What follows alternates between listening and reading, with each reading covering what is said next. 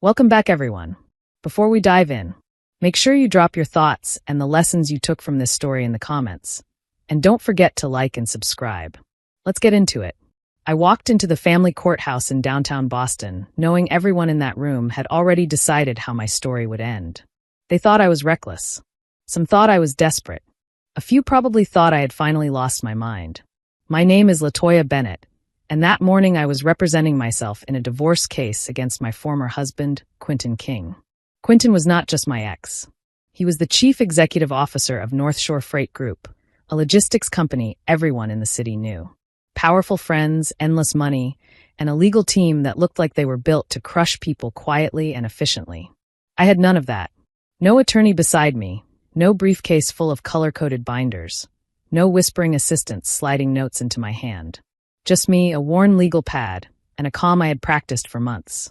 As I took my seat, I could feel the judgment in the air, the quiet glances, the unspoken agreement that this would be over quickly. They expected tears. They expected me to sign whatever was put in front of me and disappear back into the life they thought I came from. Quentin certainly did. He did not even try to hide his confidence. He leaned back in his chair, perfectly relaxed, as if this was a meeting where he had already seen the last page of the agenda. He looked at me the way someone looks at a closed chapter. Finished, forgotten, no longer relevant to the story. What no one in that courtroom understood was this. I did not walk in unprepared. I walked in knowing exactly where every secret was buried. For years, I had listened when people thought I was not paying attention. I watched patterns they assumed I was too simple to notice. I learned silence when speaking would have been dangerous. I memorized the way Quentin's tone changed when he was hiding something, the way his shoulders tensed when a particular name appeared on his phone. I learned the rhythm of his lies so well that they stopped sounding like lies and started sounding like a language only I understood. And now, sitting in that courtroom, I was done being quiet. This was not the day I lost everything. This was the day the truth finally walked into the room with me. To understand why everyone underestimated me, you have to understand the version of LaToya Bennett they believed in. In their minds, I was simple, predictable, easy to dismiss. Before Quentin entered my life, I worked long shifts at a small neighborhood cafe in Roxbury. I memorized orders. I smiled through exhaustion. I counted tips at the end of the night and hoped they would stretch far enough to cover rent, groceries, and the bus pass I guarded like a lifeline. When Quentin and I married, that story disappeared. My first name stayed. My life did not. I became his wife, not his partner, not his equal, just the woman who stayed home and made his life easier. I handled the house, the schedules, the social obligations that made him look polished and respectable. I remembered birthdays, organized charity dinners in Back Bay restaurants, and smiled at people who never bothered to learn my name. I held coats at the edges of conversations where executives slapped Quentin on the back and called him a genius. To the outside world, that looked like comfort. To anyone watching from the sidewalk, my life must have looked like winning a lottery I never even entered. What they did not see was control. Quentin managed every dollar. I did not have access to our accounts. If I needed money, I asked. If I questioned a charge, I was told not to worry about things I did not understand. At first, I believed him. He spoke with confidence. Numbers came easily to him. I told myself this was how marriages worked when one person was successful and the other was not. When I once suggested taking a basic budgeting class at the community center, he laughed and said, "Why would you waste your time on that, Toya? I have it handled." I laughed with him, but the words stayed lodged in my chest like a stone. Over time, the boundaries tightened. My phone calls were questioned. "Who was that?" he would ask casually, drying his hands on a kitchen towel. If I said it was a friend, he wanted to know what we talked about. My friendships faded. Invitations stopped coming. "You are always busy," one friend texted after I canceled dinner for the third time because Quentin announced a last-minute event I had to attend. Somewhere along the way, my world shrank so quietly I barely noticed it happening. One day I looked up and realized I no longer went anywhere that was not tied to Quentin. His office parties, his charity events, his family dinners in their big suburban house outside Boston, where I smiled and cleared plates while his mother evaluated me like a fragile investment. When the divorce began, Quentin made sure the narrative stayed intact. He told people I was emotional, unstable, dependent. He implied I was overwhelmed by his success and could not keep up with the life he provided. His attorney, Harold Dixon, described me in filings as financially inexperienced, someone who would be overwhelmed by complex information, someone who needed to be protected from herself. And the worst part was this: I helped them believe it. I kept my head down in those early meetings. I spoke softly. I let them mistake my silence for confusion. I let them underestimate me because I was not ready to show what I knew. While they were busy defining me by who I used to be, they never asked who I had become. They never asked what happens when a woman spends years being quietly ignored. They never considered that the person who lives inside the system often understands it better than the one who built it. They did not see the nights I lay awake staring at the dark ceiling, replaying conversations, sorting details in my mind, noticing how dates lined up with sudden changes in our lifestyle. They did not see the way my fear eventually hardened into something sharper, something patient. By the time I stood alone in that courtroom, I knew exactly how they saw me, and I knew exactly how wrong they were. Quentin had mastered the art of looking untouchable. He wore confidence the way some men wear tailored suits, effortlessly, without question. He walked into rooms assuming he belonged there, and most of the time people agreed before he even spoke. As the chief executive officer of North Shore Freight Group, Quentin was known as a closer. He made deals happen. He knew how to move money, shift assets, make problems disappear before they became public. That reputation followed him into the courtroom like a tailored shadow. When Quentin sat down at the defense table, it was clear he believed this was just another negotiation. When he expected to win, his posture was relaxed, his expression calm, almost bored. Beside him sat Harold Dixon. Harold was not loud. He did not need to be. He had a reputation for precision and pressure. He spoke rarely, but when he did, people listened. He was known for forcing settlements without ever raising his voice. Together, they looked like a machine built for one purpose: control. Quentin glanced at me once, briefly, the way someone checks the time. There was no anger in his eyes. No fear. Just dismissal. I knew his habits well. I had watched him in meetings, at dinners, at charity events and hotel ballrooms where chandeliers sparkled above linen-covered tables. He listened just long enough to decide whether someone mattered. Once he decided they did not, he let his gaze drift over them as if they were already part of the furniture. That morning, he had already decided I did not matter. Quentin believed the story he had built around himself. That success was proof of intelligence, that wealth meant credibility, that the law was just another tool he knew how to use better than anyone else at the table. He assumed that my lack of representation meant weakness. He assumed silence meant ignorance.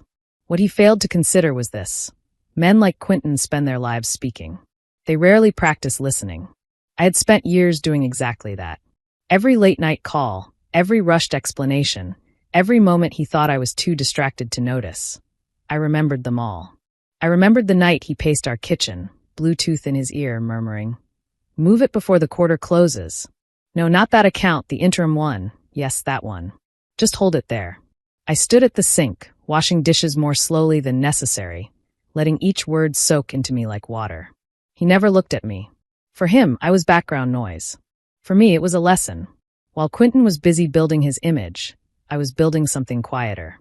At night, when the house was finally still, I sat at the kitchen table with my laptop open and the lights dimmed low. I taught myself how to read bank statements, how to follow transfers, how to understand the language buried inside spreadsheets. I watched online lectures from community college courses, pausing to write down terms I did not understand and looking them up one by one. I highlighted phrases like interim holding account, off-balance sheet vehicle, and asset reclassification. I was not trying to become an expert. I was trying to become impossible to lie to. I did not do this because I wanted control. I did it because I wanted clarity. Quentin assumed I was uninterested in his work. He talked freely around me. He took calls at the dinner table. He complained about partners, regulators, and people he thought were incompetent. "These auditors are obsessed with timing," he muttered once, stabbing a piece of roasted chicken with his fork. As if a few days on either side of the quarter changes anything. I nodded as if I agreed, as if I did not understand what that meant. But later, alone, I wrote down the phrase timing and circled it twice. I learned patterns the way other people learn routines. Which accounts were mentioned only in passing. Which transactions appeared at the end of the quarter. Which names came up only when Quentin was stressed. I did not confront him. I did not ask questions that would raise suspicion. I listened. when he synced his devices to the family cloud account for convenience. I noticed when files appeared in folders I had never seen before. He thought he was making his life easier. I knew he was giving me a window. I pretended not to notice when he handed me his tablet and said, "Can you pull up the grocery list? It should be in the shared drive." I began saving copies. Not stealing. Not hacking. Just backing up what already existed in shared space. Emails, statements, internal summaries that were never meant to leave his screen. I kept everything simple: dates, amounts, repetition. No theories, no assumptions, just facts.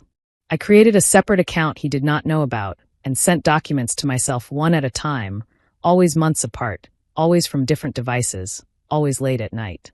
There were moments when my hands shook over the keyboard and I whispered to myself, "You are not doing anything illegal.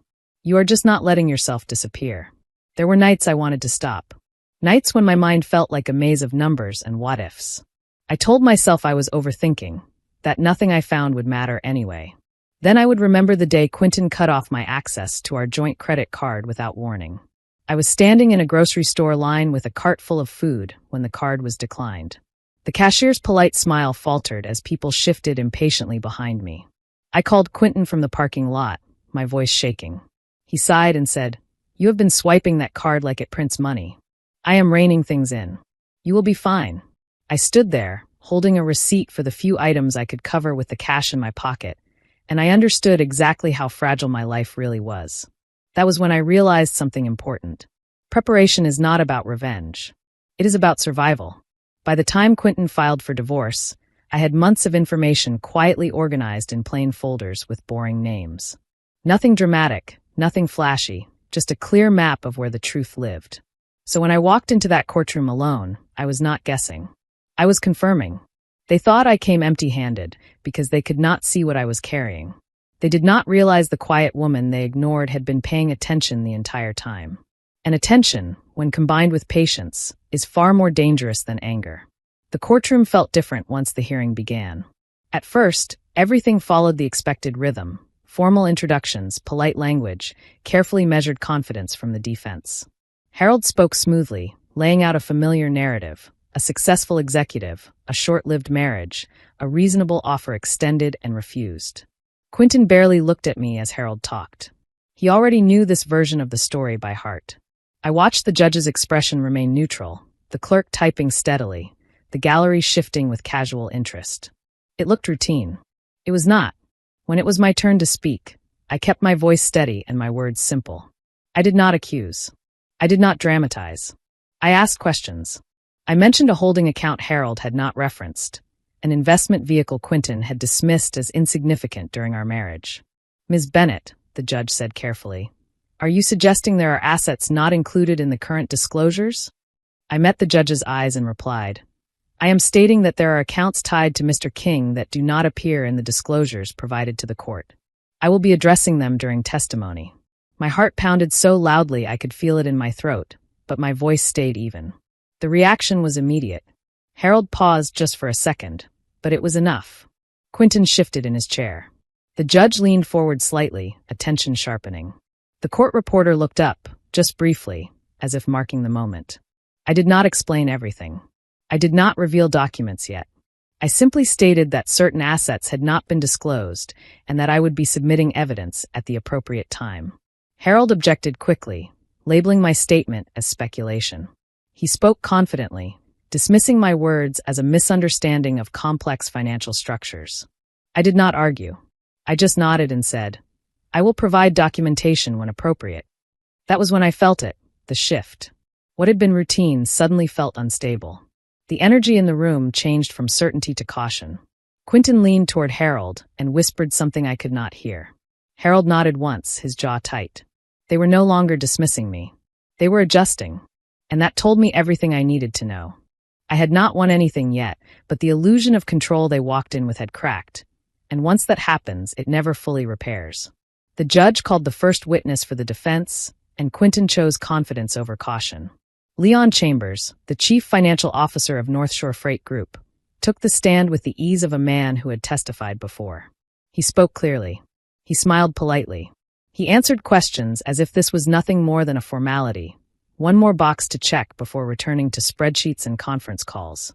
Harold guided him carefully through rehearsed answers about transparency and compliance, each response polished smooth by practice. Leon confirmed that all marital assets had been disclosed, that company finances were clean, that no funds had been hidden or redirected inappropriately. It was a well-rehearsed performance. When it was my turn to question him, I did not march toward the stand. I stayed where I was, hands resting lightly on the table, and spoke in the same calm tone I had practiced in my living room. I started with simple questions. "Mr. Chambers, how long have you worked with Mr. King?" He replied, 10 years. I asked about standard accounting practices, internal controls, and audit timelines. They were comfortable questions, and Leon relaxed into them, his shoulders easing, his answers flowing. Then I changed direction. "Mr. Chambers," I said, "does North Shore Freight Group maintain any internal accounts used to temporarily hold funds before quarterly reporting?" He hesitated, just briefly, but the hesitation was there. "We have operational accounts used for timing purposes," he replied carefully. "Are those accounts included in the standard disclosure list provided during divorce proceedings?" I asked. He cleared his throat. "They are operational accounts," he repeated. "They are not typically considered relevant to marital assets." I let a small pause hang in the air. "Do funds ever move from those operational accounts into external investment vehicles?" I asked. The room went still. Harold objected, claiming the question was outside the scope of the hearing. The judge allowed it. Leon's confidence faded. He explained that some transfers were routine and authorized, that nothing improper had occurred, that timing was a standard part of corporate accounting. I listened and then asked one final question. "Have any transfers occurred from those accounts in the 90 days before Mr. King filed for divorce?" Leon looked at Quentin before answering. That was the moment everything changed. The judge noticed. Harold noticed. Quentin noticed that everyone noticed. Leon answered carefully, admitting that several transfers had occurred shortly before the filing. I did not accuse him of wrongdoing. I did not raise my voice or point a finger. I simply said, "I will be presenting documentation that aligns with your testimony." Leon stepped down, his earlier ease replaced with visible tension. As he left the stand, I saw it clearly. This was no longer about a divorce settlement. This was about whether the truth would stay buried. And judging by the way Quentin avoided my eyes, I knew it would not. That was when Quentin decided to change tactics. Harold stood and addressed the court with a tone that sounded almost concerned. He said this case was becoming emotional. He suggested the court consider my credibility before weighing complex financial claims. Then he introduced my medical history. He spoke about a period years earlier when I sought help for anxiety and grief after losing a pregnancy. He used words like treatment and evaluation. He implied instability without saying it directly. Quentin watched me closely, waiting for me to flinch, to cry, to break. I did not give him that satisfaction. I had spent years learning how silence could be twisted against you. This time I would not let it. When it was my turn to respond, I stood slowly. I did not rush. I did not defend myself emotionally. I told the truth. I explained that I sought help during a time of loss. That I did what responsible adults do when they feel overwhelmed. That treatment did not make me unreliable. It made me honest about my limits. Seeking help, I said to the judge, does not disqualify a person from telling the truth. Harold pressed harder. He suggested I had imagined threats, that I misunderstood conversations, that stress had distorted my memory. "Ms. Bennett," he said smoothly, "is it possible that your interpretation of financial discussions was influenced by your emotional state at the time?" I listened without interrupting. I thought of the therapist who once told me, "Being gaslit does not mean you are fragile. It means someone is afraid of your clarity." When Harold finished, I took a breath and said the sentence Quentin did not expect. "I was medicated," I said evenly, "because I was being controlled." The room shifted again. I explained that confusion does not come from weakness alone. It often comes from being told repeatedly that your reality is wrong, from having your access removed, from being isolated and corrected until you stop trusting your own judgment. I did not raise my voice. I did not accuse for the sake of drama. I stated facts. Then I said this. I am not asking the court to believe me because I am hurt. I am asking the court to believe me because I brought proof. Quentin stopped smiling. For the first time, the story that protected him was starting to fall apart, and he knew exactly what was coming next. I reached into my bag slowly, making sure every movement was deliberate. I did not want this moment to feel theatrical. I wanted it to feel undeniable. I explained that Massachusetts is a one-party consent state, that I was legally allowed to record conversations I was part of, that I had done so, not out of spite, but out of fear that my memory would be turned against me. Harold objected immediately. He questioned relevance. He questioned intent. The judge allowed the recordings to be played. I held up a small audio device. Nothing impressive. No labels, no blinking lights. Just a record of time. I told the court these recordings captured conversations between Quentin and me during the final years of our marriage. Conversations where money was discussed, where control was discussed, where consequences were explained very clearly. The first recording played. Quentin's voice filled the room, calm, certain, dismissive. "No one is going to believe you, Toya," he said on the recording. "You do not understand the finances. If you push too hard, you will lose access to everything, and I will not fix it for you again." There was no yelling, no threats shouted in anger. That was what made it worse. It was control spoken as fact. The second recording played. Quentin explained how assets could be moved temporarily, how nothing needed to appear permanent, how timing mattered more than truth. "You can move it out and back in," he said. "By the time anyone looks, it will be where it is supposed to be. That is how this works." Harold stared at the table. The judge's pen stopped moving. In the third recording, Quentin laughed softly and said, "I could empty every account, and you would still stand there insisting I am a good man. That is how much power I have over you." When the last word faded, the courtroom was completely silent. No whispers. No movement. Even the clock on the wall seemed louder. I turned off the device and sat back down. I did not look at Quentin. I did not need to. Power does not disappear loudly. It disappears when everyone hears it spoken out loud for the first time. In that moment, Quentin King was no longer in control of the story. After the recordings ended, nothing moved for several seconds. The judge looked down at the evidence, then at Quentin, then back at me. This was no longer about who felt wronged. It was about accountability. Harold requested a brief pause. His voice was controlled, but the certainty he had entered with was gone. The court denied the request and ordered the hearing to continue.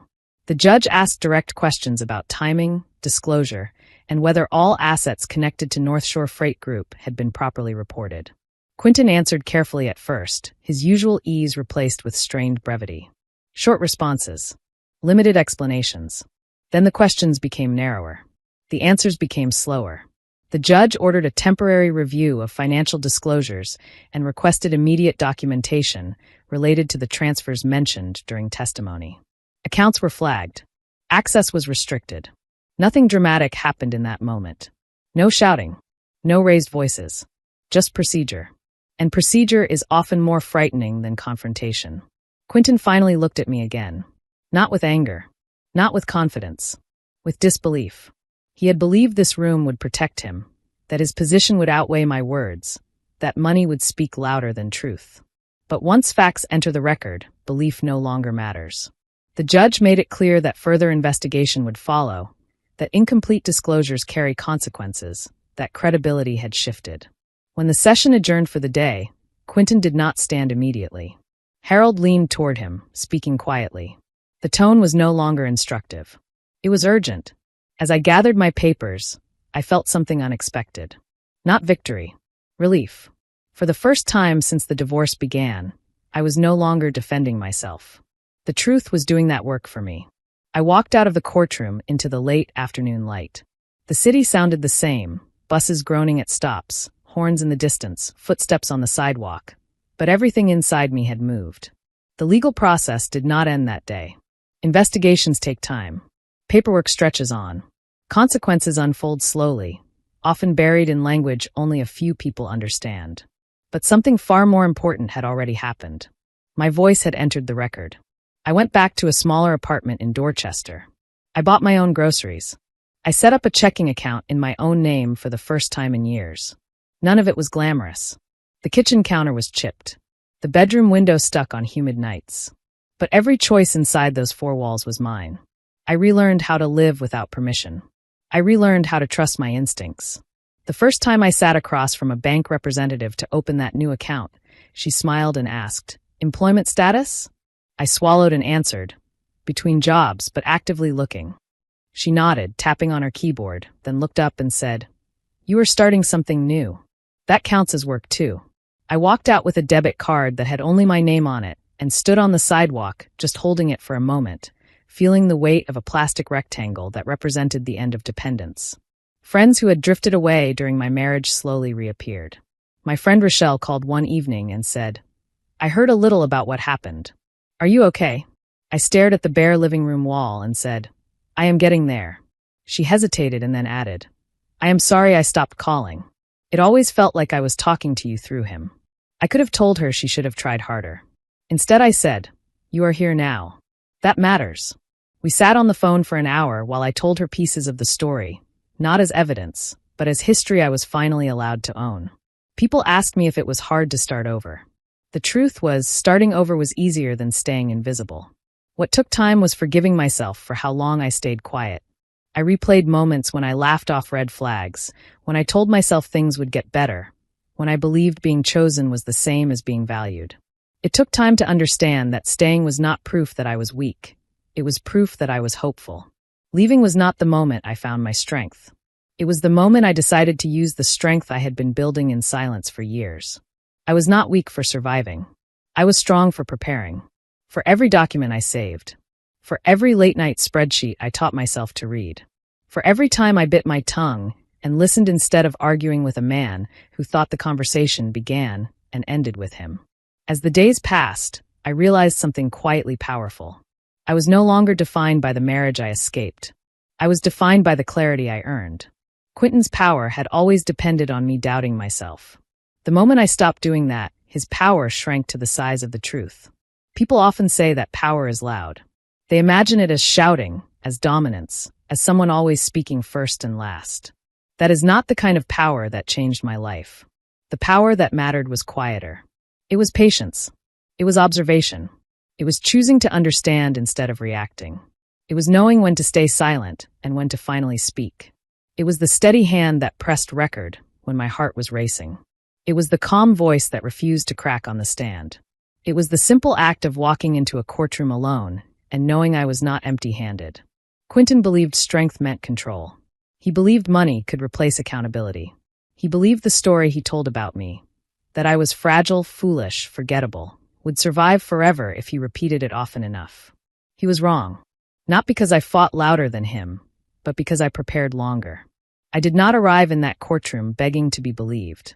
I arrived with the evidence of his own words and the map of his own choices. In the end, that mattered more than any reputation he carried through those doors. If there is one thing I took from all of this, it is simple. Never assume the quiet person knows nothing. Never mistake compliance for agreement. Never believe that truth disappears just because it is ignored. Sometimes justice does not arrive with noise. Sometimes it arrives with records, with patience, with the courage to wait for the right moment. Sometimes the most powerful move is not striking back. It is standing your ground with every fact lined up behind you like a row of open doors. I do not know exactly how history will remember Quentin King or North Shore Freight Group. Investigations will run their course. Reports will be filed. Decisions will be made in rooms I will never enter. What I do know is how I will remember myself. I will remember the woman who walked into a courtroom everyone thought she would lose in and quietly changed the direction of the story. I will remember the weight of that first grocery bag paid for with money I controlled. I will remember the sound of my own footsteps leaving a life that depended on someone else's permission. I am not disappearing. I am not the footnote he expected. I am the part of the story he never planned for. The part where the quiet woman refuses to vanish, where the truth stops whispering and starts taking up space. And that, more than anything he ever bought or built, is what will last. If you enjoyed this story, please like, comment, and share this video with your friends. Subscribe and turn on the notification bell so you never miss a powerful story drop.